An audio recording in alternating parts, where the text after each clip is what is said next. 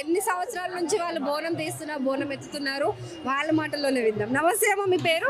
జమున అండి. జమున గారు చాలా అందంగా ఉన్నారు మీరు. అవునా, థ్యాంక్స్ అండి. అమ్మవారిలానే ఉన్నారు.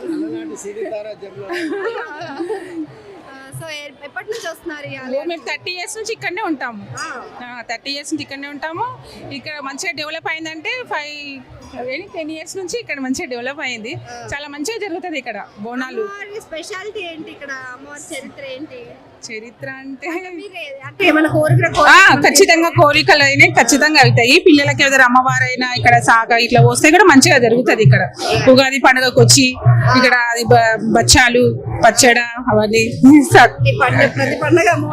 అమ్మవారి దగ్గర, దసరా కూడా ఇక్కడనే చేసుకుంటాం. అవునండి, అవును.